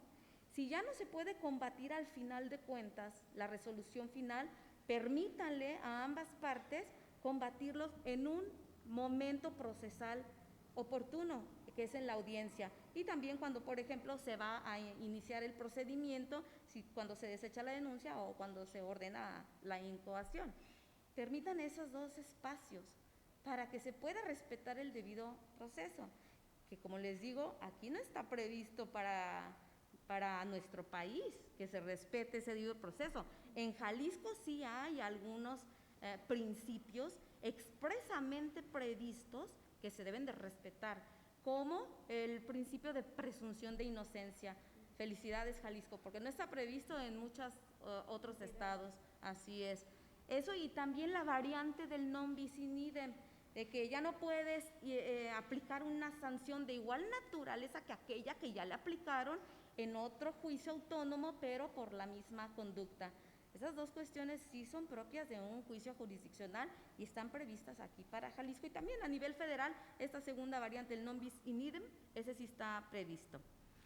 Bueno, con esta jurisprudencia que acabo de mencionar, pues se inaplica una tesis local que teníamos aquí, que fue emitida por un tribunal colegiado en materia administrativa de este circuito y que iba en el tenor de que el denunciante de un juicio político carece de interés jurídico para impugnar mediante el juicio de amparo las decisiones que emite el Congreso del Estado que declaran improcedente la incoación del procedimiento de juicio político. Eso ya queda en desuso, entonces para que tengan cuidado ya con esta tesis que todavía anda por ahí. Eso es gracias a la jurisprudencia del Pleno de la Corte, pero además gracias a que actualmente la ley que interpretó esa tesis del colegiado ya no es la que rige el juicio político ahorita.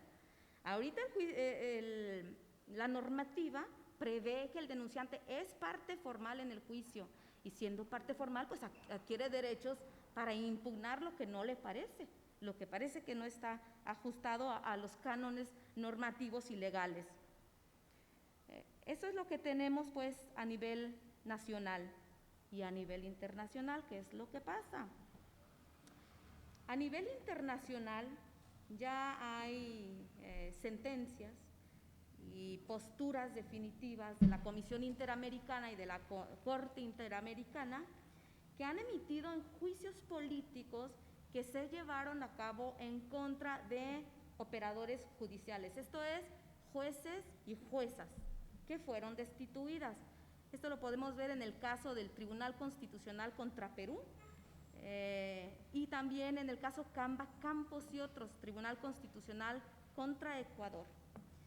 Relativo al cese arbitrario, así fue declarado finalmente de estos operadores judiciales, porque a juicio de la Corte Interamericana no se llevaron a cabo dentro de estos juicios políticos las formalidades esenciales del procedimiento, los principios de legalidad, el debido proceso. O sea que para la Corte y para la Comisión sí es necesario, es obligatorio que se respete todo lo que se respeta en nuestros juicios jurisdiccionales, pero esto en el caso de los operadores judiciales, porque diferente es… bueno, y antes de decirlo, quería expresarles, también se pronunciaron sobre lo que es la inhabilitación esto fue en el caso López Mendoza contra Venezuela, esto está muy interesante, la inhabilitación para ejercer cargos de elección popular respecto de unos servidores públicos a quienes se les siguió un juicio, un procedimiento administrativo, también sin respetar esas formalidades, y dijeron, se le inhabilitó indebidamente. La inhabilitación solo es para el proceso penal, porque ahí con mayor rigor es que se valoran las pruebas y se interpretan leyes. No puede ser en un procedimiento administrativo. Pero respecto de los juicios políticos, La Corte Interamericana no se ha querido pronunciar pese a una solicitud que elevó la comisión para que diga, hoy, ¿cuál es la incidencia? ¿Cómo tenemos que tratar el debido proceso en relación con esta división de poderes que se debe de respetar? ¿Qué hacemos aquí?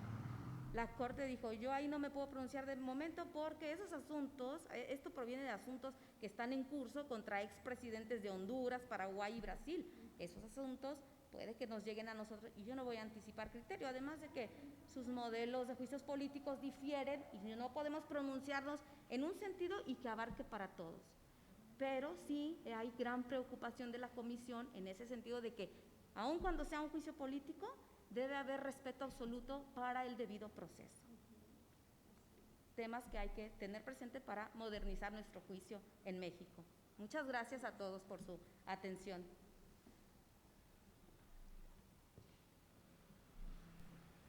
Muchísimas gracias, magistrada, por sus aportaciones tan importantes para empezar a comprender precisamente lo que queremos, poner sobre la mesa la modernización, porque si nos revisamos estamos atrasados 15, 20 años en nuestra legislación actual.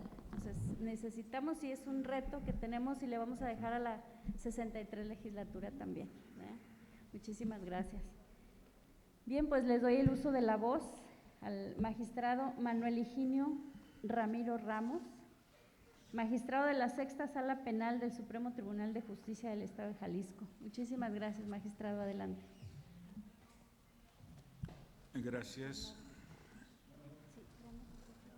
Señores de la mesa, estimado público, en el aspecto que se ha venido sosteniendo aquí en relación al juicio político, si este constituye o no realmente un procedimiento o los llamados por la doctrina actos paraprocesales que pueden tener la forma de un procedimiento y su sanción si llega a ser o no punitiva. Aquí en la doctrina constitucional de la Corte se ha separado específicamente de abordar ese tema en relación al juicio político. Sí lo ha hecho con el aspecto de las sanciones administrativas al establecerlas divergentes y no ser parte de ese derecho punitivo que la doctrina dominante en el extranjero se incluye ambas dentro del mismo cartabón y por lo tanto merecen las mismas garantías que existen para los imputados o reos en el derecho penal que lo son también en el administrativo. En nosotros hay una diferenciación a ese respecto. En cuanto a la Constitución General de la República, sí establece la limitación de que no puede imponerse doble sanción, pero de la misma naturaleza. Deja abierto la posibilidad de otras sanciones. Aquí hemos tenido problemas reales, y tomo las fuentes de la prensa, en que ha habido la sanción en juicio político por determinados eventos, por determinados hechos jurídicos en stricto sensu, que luego son llevados también a la justicia criminal y vuelven a tener el efecto de una sanción. Y hasta donde yo tengo conocimiento han llegado nada más hasta los colegiados y estos han sostenido que no aplica el non bis in idem. El problema de si es un juicio o no, podemos debatirlo por lo sustentado por la Corte y lo sustentado por la doctrina, que hay aspectos contradictorios. Si tomamos las posturas de Emilio Rabasa en sus apuntes de Derecho Constitucional o en los estudios de Alberto Vázquez del Mercado o de Manuel Herrera y Lazo, donde se señala que sea juicio o sea un procedimiento, debe estar sujeto a determinadas reglas y mínimas para llegar a la existencia material del hecho jurídico y, una vez demostrado eso, pasar a una ponderación de índole política, que esa queda determinadamente excluida de esas normas específicas jurisdiccionales a nivel federal por la emisión específica del voto. Hay una excepción, la establece la Constitución General de la República y aplica a nivel federal. Circunstancia que esa doctrina señala que no puede ser factible para las entidades federativas porque quedan subordinadas a la Constitución y no están en un caso de excepción de los artículos 14 y 16 y relativos que dan las garantías del proceso penal para las sanciones y deben otorgarse las mismas. La Corte no ha llegado a pronunciarse sobre la aplicación tal y concreta y de naturaleza general, más bien ha señalado algunas excepciones sobre estos puntos. ¿Qué sucede si hay una liberalidad total en el Congreso? Se quiera o no, en ese procedimiento de juicio político se juzga a una persona por sus hechos, si hablamos en el sentido estricto jurídico, por sus actos u omisiones, si hablamos en el lenguaje jurídico propio y específico del derecho penal.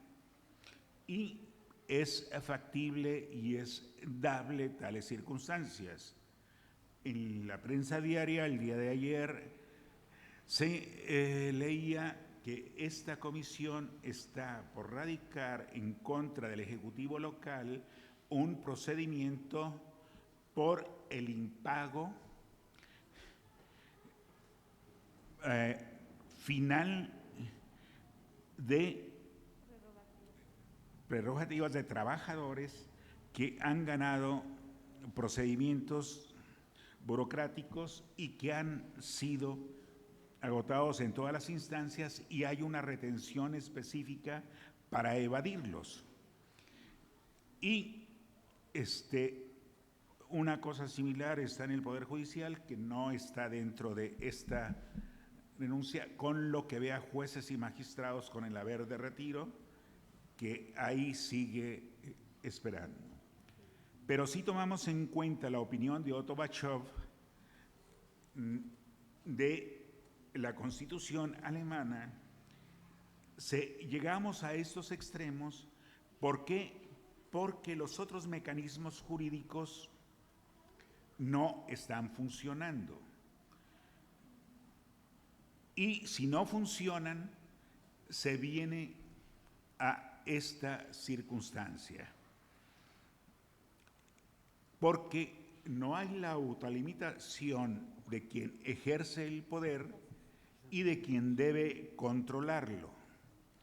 En este aspecto, por ejemplo, del pago, cuando se han interpuesto los amparos, la Corte excluyó como autoridades responsables específicas al Ejecutivo, que debe fijar el techo financiero, y al Legislativo, que lo debe aprobar, y nada más a la entidad pública concreta que aparece como inmediato superior.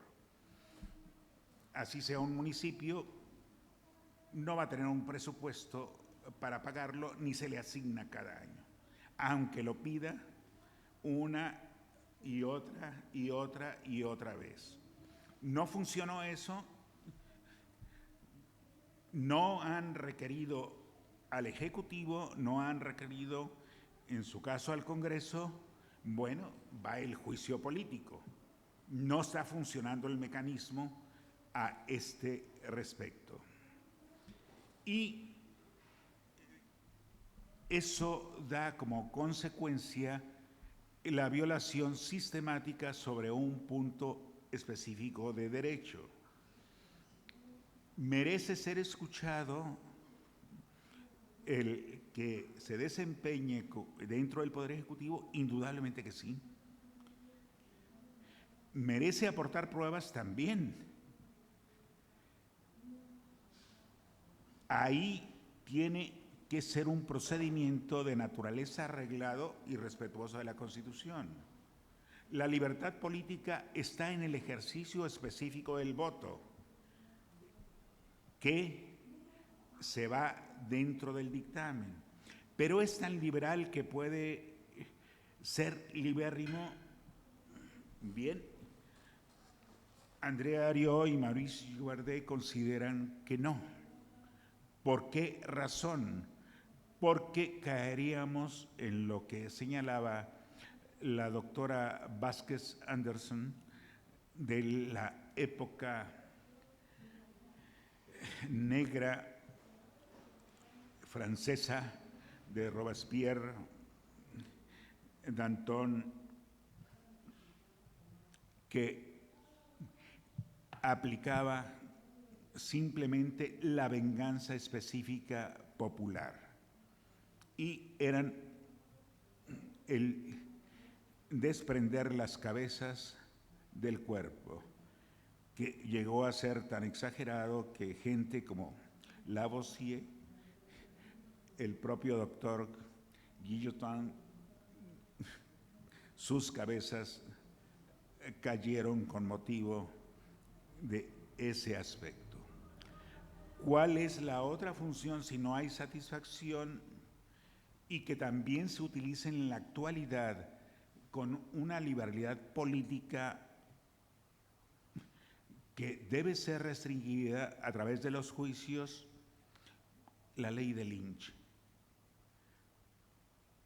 Nosotros lo hemos visto que eso es más común cada día en la actualidad, tanto en particulares y aún dentro de la gente que hace el ejercicio político.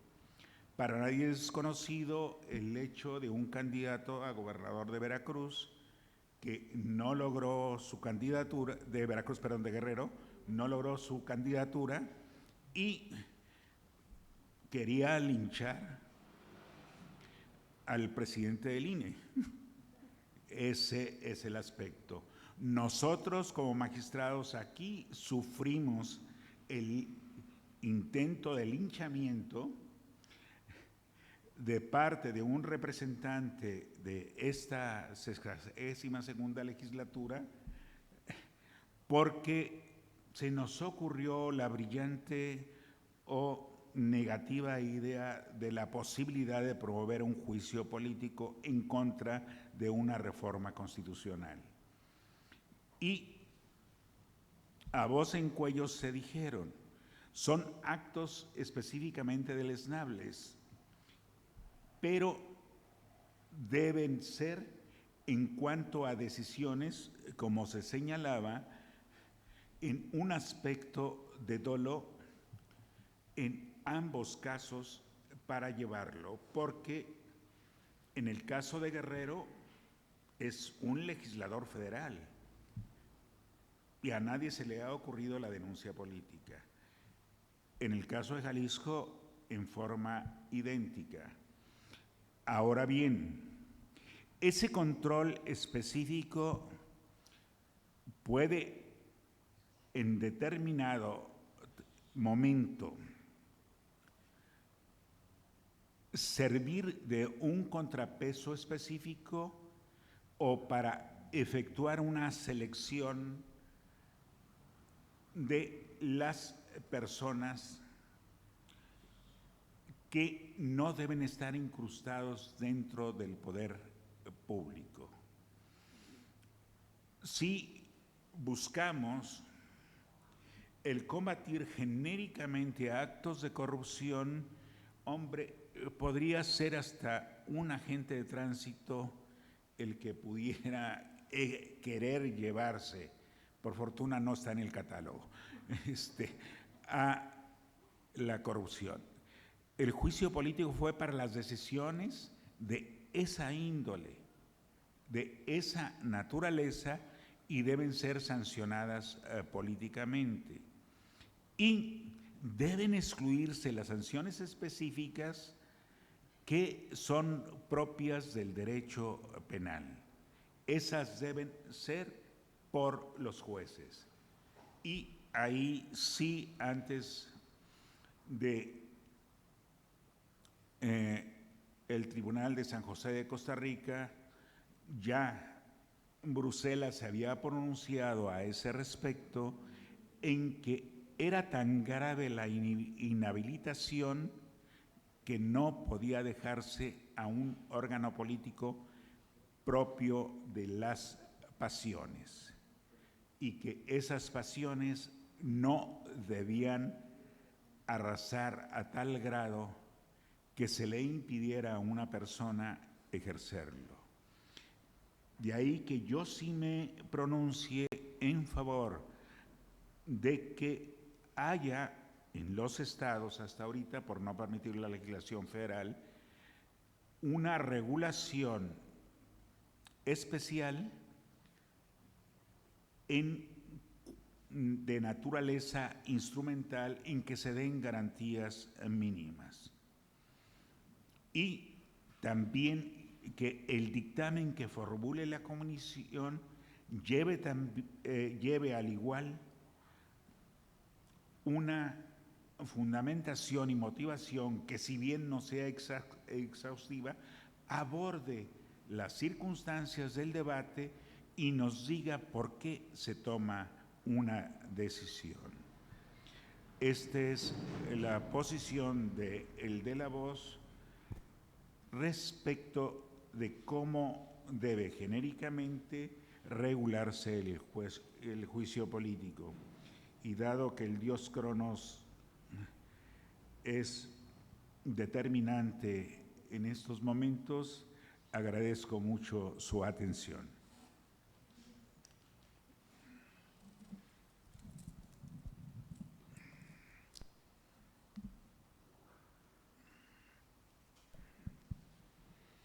Muchísimas gracias, magistrado Manuel Higinio. De verdad que las reflexiones son sumamente importantes, porque ¿de dónde avanzamos si no es de la experiencia y de la interpretación, y sobre todo de la interpretación de los peritos, de los conocedores, de la expertise que se va tomando a través de la experiencia, ¿no?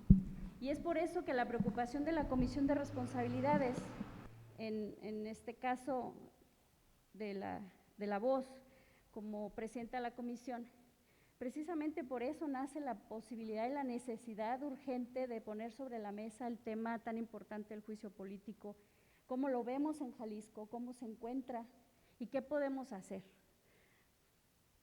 Puntos fundamentales como el de la venganza, que no sea un instrumento de venganza, que no sea un instrumento de polarización, que no sea, y yo lo dije en una rueda de prensa al iniciar casi la legislatura, que no se pongan de acuerdo 17 diputados, ¿sí?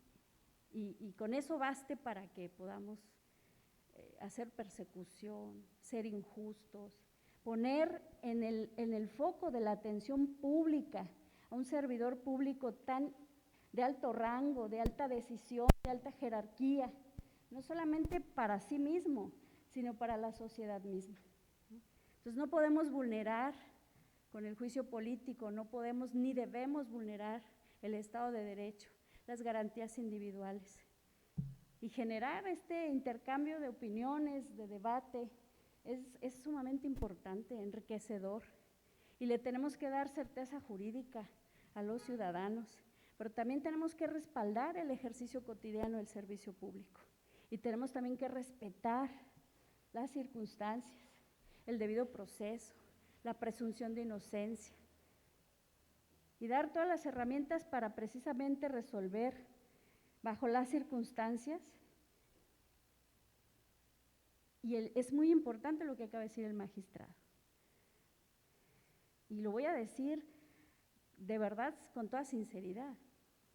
No podemos ir a votar al Pleno un dictamen que presenta una comisión de responsabilidades que incoa un juicio, un procedimiento, lo inicia en contra de un servidor, sin argumento, sin conocimiento de causa, porque lo conoce la presidenta de la comisión, lo conoce los integrantes vocales de la comisión, conoce el dictamen nuestro órgano técnico que nos apoya, nos auxilia. Exhaustivamente conocemos el expediente y el caso concreto, pero luego abre la esfera para que los diputados, que son 38, estén obligados a conocer, a investigar, a indagar, a sustentar y luego fundamentar el por qué voto a favor o en contra. Y no solamente voto, yo le decía a una diputada compañera, perdón, estás en la puerta una incoación para este mes, posiblemente la siguiente sesión extraordinaria sea con ese caso. Y decimos que todo el mundo conozca, pero que sea en lo personal el diputado, no la bancada, no sea una decisión de la bancada que me dice mi coordinador o que me dice, yo apelo de verdad a que sea con un conocimiento de causa, que nos interese, que si tenemos a la puerta algo así, lo hablemos. Existe el voto particular, existe la responsabilidad de fundamentar por qué voto a favor o en contra. Entonces es importante, yo agradezco sobremanera el que me hayan aceptado la invitación, el que estén aquí presentes y el que podamos abrir la puerta para seguir platicando, para seguir dialogando y sobre todo nos abre la puerta, yo digo en este caso el portón, para poder presentar una iniciativa de reforma. A Jalisco le hace falta una ley especial, a Jalisco le hace falta que el tema sea reflexionado constantemente, evaluado, que busquemos la eficacia, que busquemos la eficiencia y que busquemos la justicia para los ciudadanos y las ciudadanas de Jalisco. Y seamos ejemplo de otros estados que han manejado, que todavía ha relegado el tema del juicio político, todavía no muy desarrollado y que muchos, inclusive litigantes, no conocen. Llegaba un expediente y me dice, quiero hacer el desistimiento. Híjole, pues es que hay que revisar la ley, no lo contempla, ¿no? Es que se van a desahogar los testimoniales. Híjole, perdón, pero… Y ya tenemos ahí un asunto en el amparo donde nos dice, vean, analicen la prudencia de las pruebas que presenta el ciudadano denunciado, ¿no? Decimos, bueno, si creen pertinentes desahogar los testimoniales. Y nos encontramos en esa encrucijada, magistrados, maestra, Liz, nos encontramos en esa encrucijada. ¿Qué le vamos a proponer a esta reforma?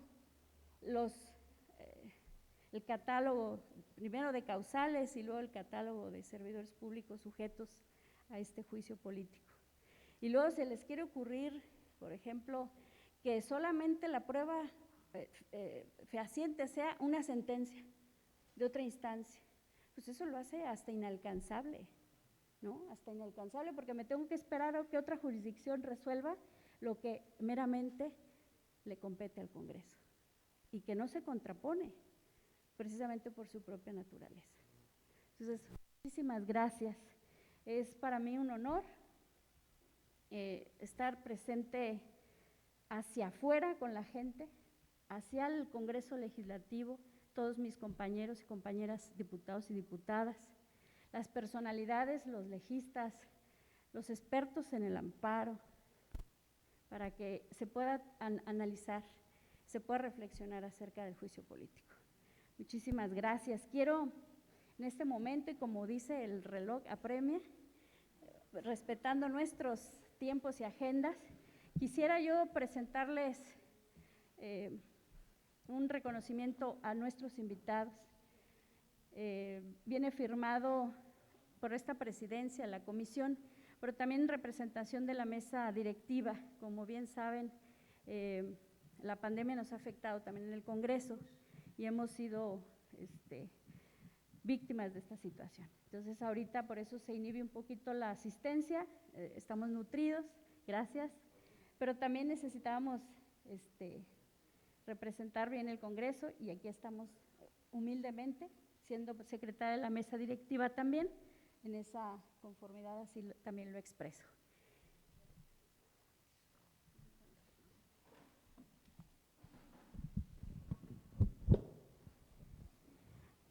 Hago entonces entrega de este humilde reconocimiento al magistrado Daniel Espinosa Licón, presidente del Supremo Tribunal de Justicia del Estado de Jalisco. Muchísimas gracias, presidente. Un honor. Además de un hermoso obsequio, una verdadera artesanía, con esta de Tonalá, Jalisco, la empresa se llama Xochiquetzal, dirigida por una mujer extraordinaria, Teresa Durán Sandoval, que también tiene historia en Jalisco y en Tonalá. Pero esta es artesanía a mano y labrada, pintada por un hombre extraordinario que ahorita tiene secuelas de COVID. Y piezas únicas porque es el único que la puede pintar. No han encontrado otro pintor que la iguale como él. Se llama Petatillo. Tengo el honor, magistrado. Muchas gracias. Muchísimas gracias. Muchísimas gracias. Gracias. A la doctora Anel Vázquez Anderson por su valiosa participación también como ponente en este conversatorio, presidenta del Comité de Participación. Muchísimas gracias. Un honor. Igualmente un hermoso plato de petatillo. Sí, muchísimas gracias. Al magistrado Gerardo Castillo Torres también, un reconocimiento por su valiosa participación. Muchísimas gracias. Un honor estar con ustedes. Igualmente. Gracias. La magistrada Claudia Mabel Curiel López, extraordinaria participación. Gracias. Un honor. Igual. Gracias. Maestro Manuel Higinio, un honor. Un honor con usted, contar con su presencia, su participación y colaboración. Muchísimas gracias. Y en ausencia, pues el maestro Germán Cardona Müller, que no nos pudo acompañar también por cuestiones de salud. Le entregaremos su reconocimiento porque nos ha mandado por escrito su participación, su aportación, y también en la relatoría tendremos en cuenta lo que nos aportó. Y también les adelanto, entonces, la presentación de una iniciativa, haremos un análisis, hablaremos con los compañeros diputados de la comisión y quizás en 1 o 2 semanas tendremos una reforma para este asunto. Esperemos que sea muy, muy positiva y enriquecedora. Muchísimas gracias. Damos por clausurado el evento, no sin antes darle las gracias también al equipo colaborador, a mi director técnico, el licenciado maestro Aldo Ramírez Castellanos. Gracias a nuestras colaboradoras del órgano técnico. Muchísimas gracias también al doctor Fernando Zárate, que también colabora con nosotros arduamente, y a todos quienes hicieron posible el día de hoy esta reunión, este conversatorio. Muchísimas gracias, un honor. Que pasen muy buen día.